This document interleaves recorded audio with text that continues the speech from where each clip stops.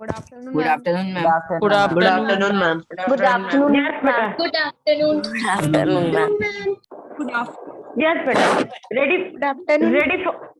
Ready for bio class? Yes, ma'am. Yes, ma'am. Yes, ma'am. Yes, ma'am. All have your bio notebook with you today? Yes, ma'am. Yes, ma'am. ma'am. Ask yes. ma'am. Please. Yes, ma'am. सभी अपनी bio ask something. Yes, ma'am. I also. Screen पे कुछ लिख के इधर उधर नहीं भेजना है. Seat properly at one place, है ना? चलो स्टार्ट करें. यस, कुछ बच्चों को क्वेश्चंस पूछना है. 3-4 बच्चे हैं. मैं एक एक करके अनम्यूट करती हूँ. Video is not clear. Board is clear. Voice is clear. Yes, ma'am. It's Ma'am, it is clear. Ma'am, it is clear. That is clear. Yes बेटा. Ma'am, it's clear. यस बेटा. चलो we continue now. Clear everything? Yes, ma'am. Yes. Yes, ma'am. चलो.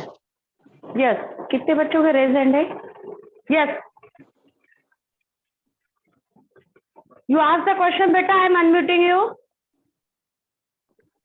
Ma'am, Yes, beta. ma'am, you have told in last class that the functions we perform are result of functions our cell do. हाँ. Ma'am, so ma'am, we are thinking. So which part of cell help us to think? Nerve cell we have in our body. ठीक है. Nerve cell are the longest cell in our body, which is responsible to conduct the stimulus from one part of body to another part. हम सोच रहे मतलब हमारा brain काम कर रहा है ना. और ब्रेन में कौन सी टिश्यू होगी? Nervous tissue. Nervous tissue is found by your nerve cell only. So nerve cell is the longest cell.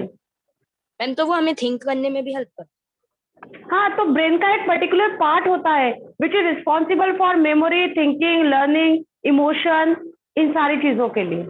हम 10th क्लास में पढ़ेंगे ना कंट्रोल एंड कोऑर्डिनेशन, उसमें ब्रेन और सब कुछ डिटेल में पढ़ेंगे. या हमारा जेएसओ वाला जो सेशन होगा उसमें हम 10th के कुछ चैप्टर्स भी आपको कवर करवाएंगे.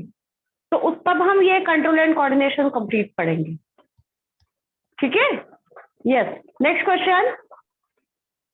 Next question.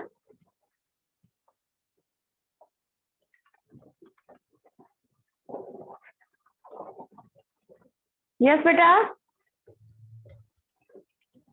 Yeah, excuse me, ma'am. Yes, ma'am. I want to yes ask बेटा.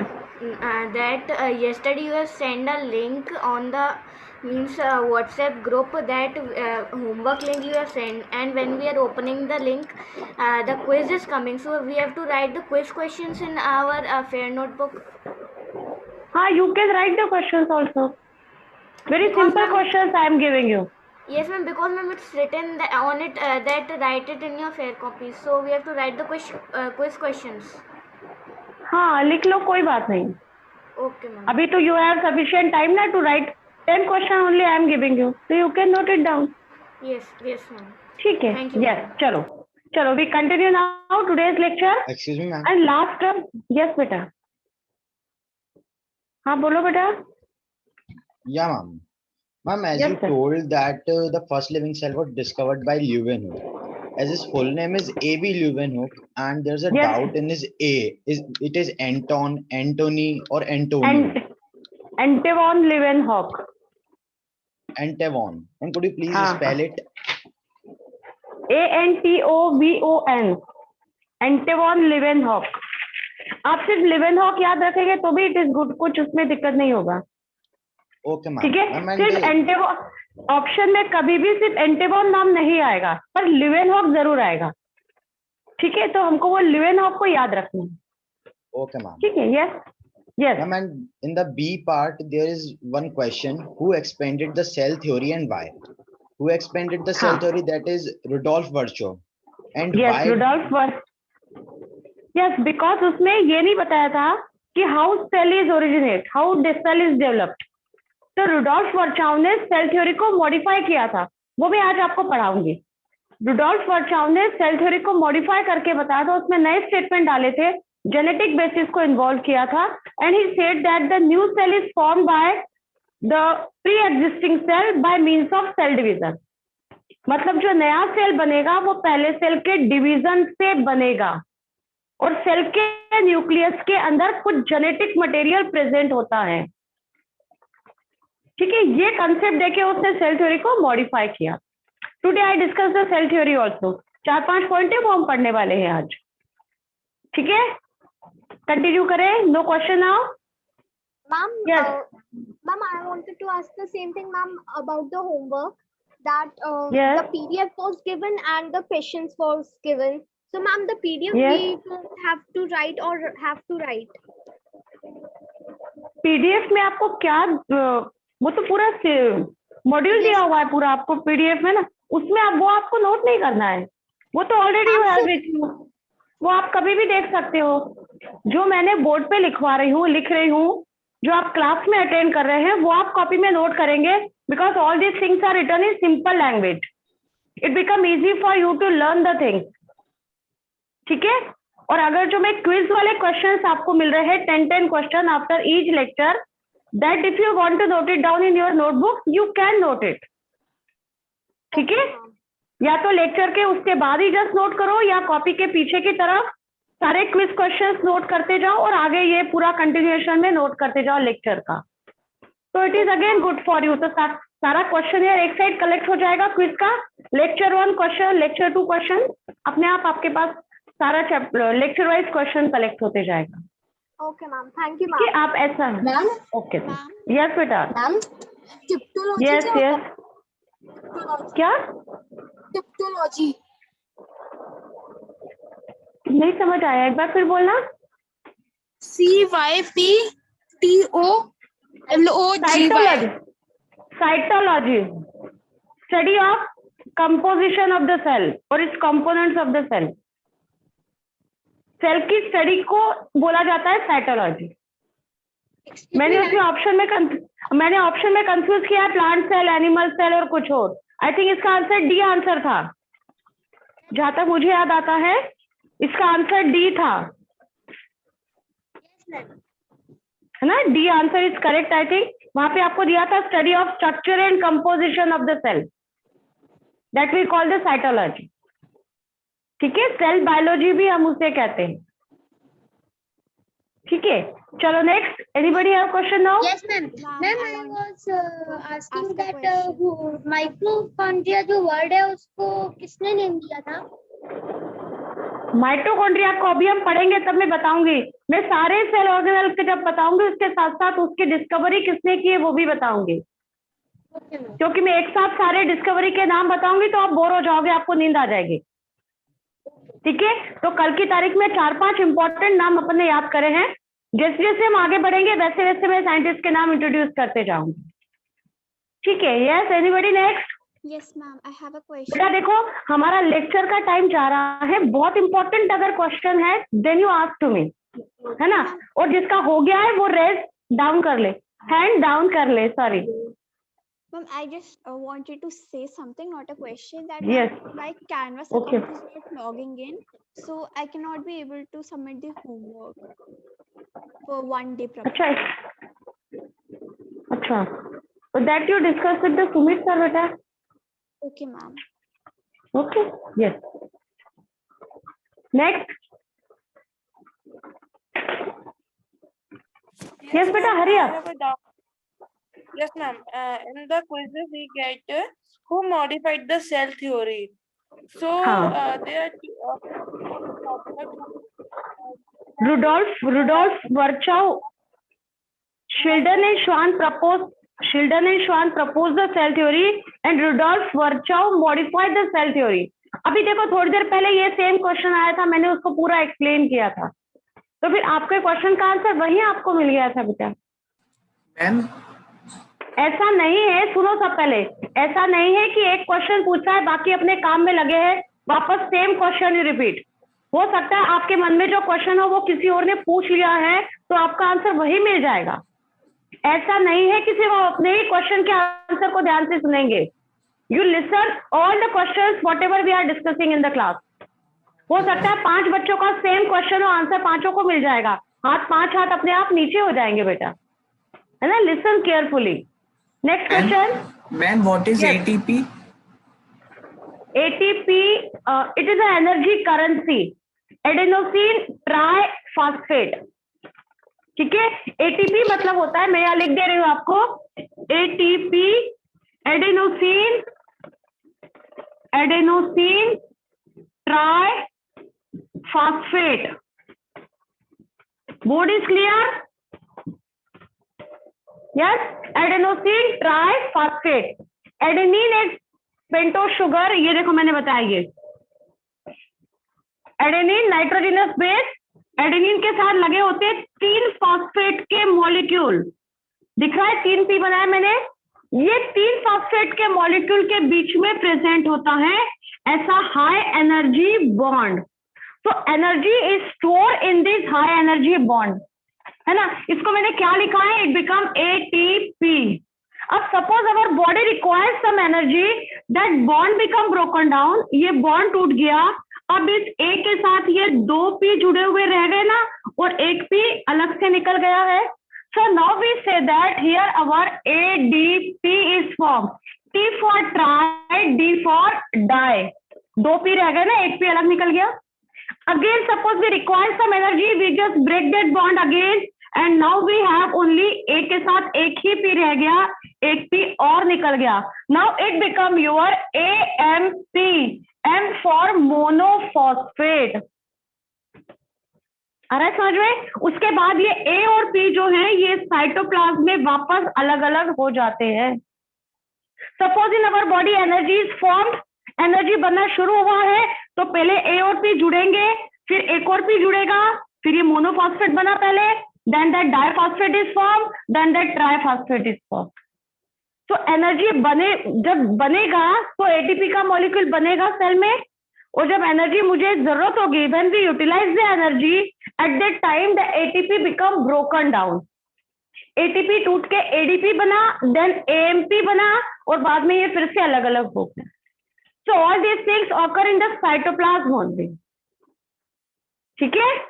Yes, next question. Next.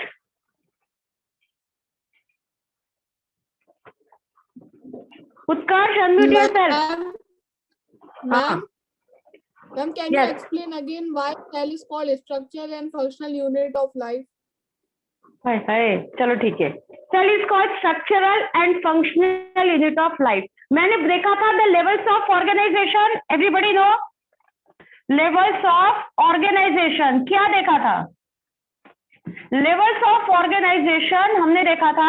The basic level is your cell, cell था, सेल से मिलके बना था कौन, मेरा tissue, from tissue organ is formed, from organ organ system is formed, and finally and complete organism is formed.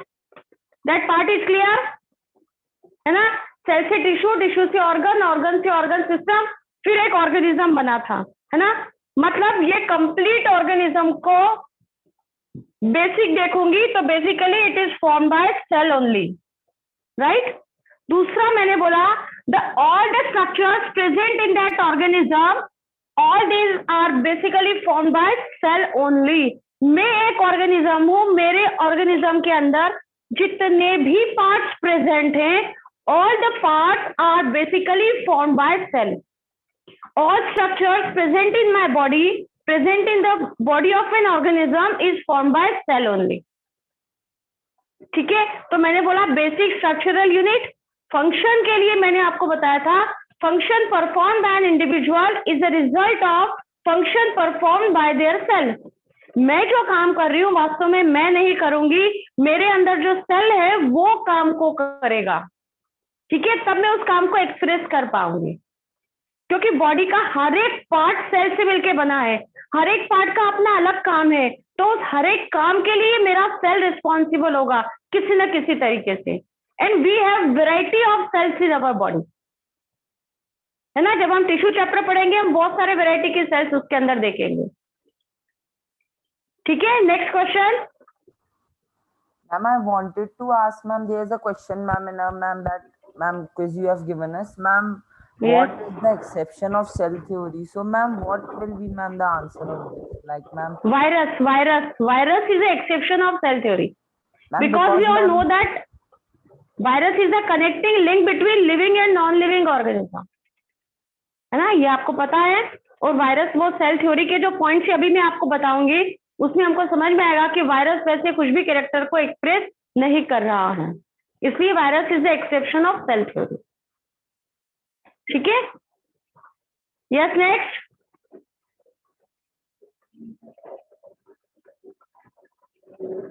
Next है ma'am what is AMP? क्या ma'am AMP? Ma'am where you have written ADP? Monophosphate, monophosphate, adenosine monophosphate, ADP adenosine diphosphate, ATP adenosine triphosphate, T for tri, D for di, M for mono. Okay, ma'am. Done this? Okay. Yes. Yes, we continue now. Ma'am, No more. Yes, yes.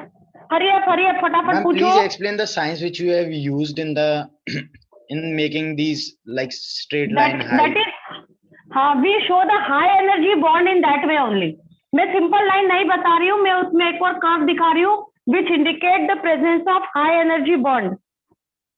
मैं यहाँ पर high energy, हाँ Yeah, ma'am, yeah, ma'am. हाँ, yes बेटा।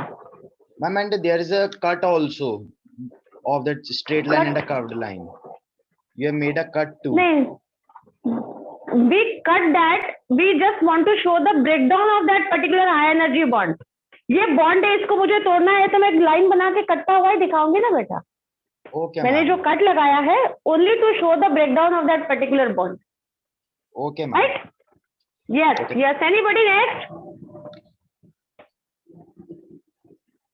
चलो आप continue करते हैं आगे। लास्ट लेक्चर में मैंने आपको बताया था वो metabolism, catabolism, anabolism, living, non living, dead, है ना। फिर बताया था cell is the basic structural and functional unit of life. मैं जब ये रिपीट कर रही हूँ, कॉपी का पेज टर्न करके देखो, ये सारी चीजें आपकी कॉपी में लिखी है या नहीं लिखी है। ठीक है, इसके बाद हमने थोड़ा सा देखा था unicellular and multi cellular organism. Unicellular form by single cell, multi cellular form by more than one cell. यहाँ हमने एक छोटा सा कंसेप्ट देखने की कोशिश किया था लास्ट में, that is your division of labour. Right, division of labour मतलब हम यहाँ समझ रहे थे काम का बंटवारा होता है। Right, in unicellular organism we say that it is form by single cell. ये मेरा जो यूनिसेल्युलर ऑर्गेनिज्म है, it is form by single cell only, and that single cell is able to perform all functions. ये सारे काम को express कर सकता है, करता है। जैसे मैंने बोलूं, मेरा एग्जांपल यहाँ पे लिया है अमीबा। ये अमीबा एक सेल से मिलके बना है, फिर भी ये सारे काम करता है। Suppose we are writing here, it shows the digestion, respiration, circulation, excretion and reproduction. मैंने शॉर्ट्स में लिख दिया है यहाँ पे। सपोज ये 5 काम कर रहा है, 1 2 3 4 and 5। So one cell is responsible to perform all these functions, right? But in multicellular organism, they are formed by more than one cell, है ना? Formed by more than one cell, एक से ज्यादा सेल से मिलके बना है। Please chat नहीं करो बेटा, कितनी बार बोले आपको? मैं या फिर आपको क्लास के बाहर करूं क्या? मैम एग्जाम्पल के नीचे वो डाइजेशन, रेस्प, वो सब एक बार वापस समझा दो प्लीज। डाइजेशन के लिए DIG लिख दिया, रेस्पिरेशन के लिए RESP लिख दिया। ओके मैम, समझ गया। सर्कुलेशन, एक्सक्रीशन के लिए EX लिख दिया, रिप्रोडक्शन के लिए REP लिख दिया। आ रहा है समझ में, है ना? शॉर्ट में मैंने सिस्टम्स के बारे में लिखा। डन। नेक्स्ट मैंने बोला multicellular form by more than one cell. Suppose we say that our organism is form by 5 cell. ये 5 सेल से मिलके बना है। अब ये पांचों सेल एक एक काम को करने के लिए मॉडिफाई हो जाएगी ना। सपोज इसने किया digestion, this will do the respiration, इसने किया सर्कुलेशन, इसने किया एक्सक्रीशन और इसने किया रिप्रोडक्शन। 5 सेल हैं, 5 काम करने हैं, तो एक एक सेल एक एक काम को करने के लिए मॉडिफाई हो जाएगी ना। तो यहाँ मैं बोलूंगी here we see the division of labour, काम का बंटवारा दिख रहा है ना। ये यूनिसेल्युलर ऑर्गेनिज्म वही 5 काम करेगा, इसको 5 घंटे लग जाएंगे, और ये 1 घंटे में 5 काम कर लेगा क्योंकि काम का बंटवारा हो गया है, right. Here we say that the division of labour is observe between the cells only. 5 cell में हुआ है।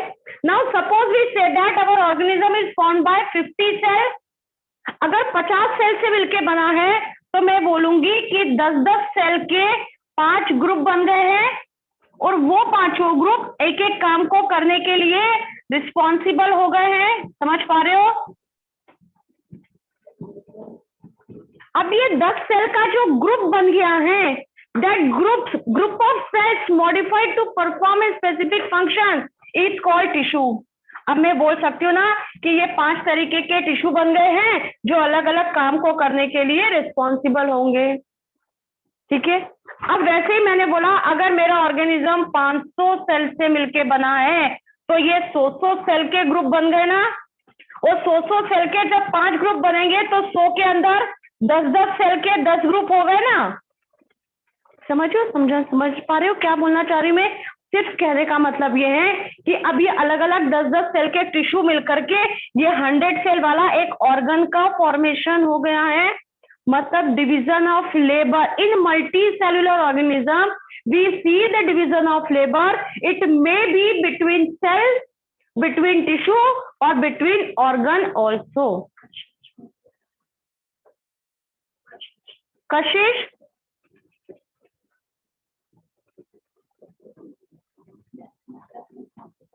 कशिश आप क्या मैसेज कर रहे हो?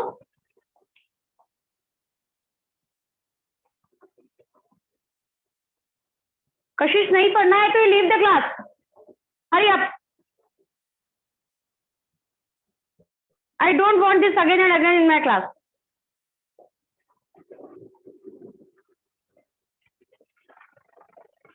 Yes, now you see. समझ में आया? In multi cellular organism we see the division of labour, it may be between cell, tissue, organ और ऑर्गन सिस्टम ऑल्सो, है ना। अब क्वेश्चन ये था मेरा लास्ट में मैंने बताया था, क्या यूनिसेलुलर ऑर्गेनिज्म में डिवीजन ऑफ लेबर देखने को मिलेगा क्या? यहां समझ के तो लगता है कि नहीं मिलेगा, बट अब मैं आपको बताऊंगी in unicellular organism also we see the division of labour. मैं यहाँ भी काम का बंटवारा देखूंगी, पर यहाँ जो डिवीजन ऑफ लेबर होगा it become between cell organelles, है ना। ये मैं लास्ट में बताया था, थोड़ा जल्दी बताया था, इसलिए मुझे लग रहा था शायद आपको ना आए, इसलिए मैंने इस पार्ट को रिपीट किया है। इस पर बेस्ड एक क्वेश्चन भी था उसके अंदर। In unicellular organism we see the division of labour between cell organelles. मेरा अगर एक सेल है तो सेल के अंदर माइटोकॉन्ड्रिया भी है, मैं एम लिख देती हूँ, माइटोकॉन्ड्रिया भी है, गोल्गी बॉडी भी है, राइबोसोम भी है, ईआर भी है, लाइसोसोम भी है, वैक्यूल भी है। See all variety of cell organelles we have in the cell and they all are modified to perform a particular function, है ना।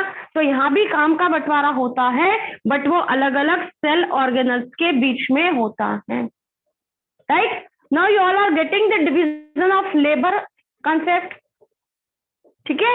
चलो आगे बढ़ते हैं। ये हम लास्ट टर्म पे इतना पूरा कंप्लीट कर चुके थे, आज हमको थोड़ा सा आगे बढ़ रहे हैं। हम यहाँ देखेंगे जो रॉबर्ट हुक था, that Robert Hooke first time observe the cell, है ना। हमने कल भी देखा था रॉबर्ट हुक ने सबसे पहले सेल को ऑब्जर्व किया था। जो सेल उन्होंने देखा था वो कैसा था? It become your dead cell. कैसा सेल था? Dead cell. कौन है? चलो मैंने यहाँ पर लिखा है साइंटिस्ट का नाम Robert Hooke. He first time observed the cell. कहाँ देखा था observe? He observed the piece of wooden cork.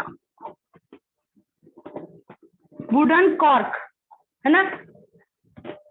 इस कॉर्क के टुकड़े के अंदर इसने देखा था। He just take a piece of wooden cork. He cut a thin slice of wooden cork. He observed some hexagonal honeycomb-like structures in that piece of wooden cork.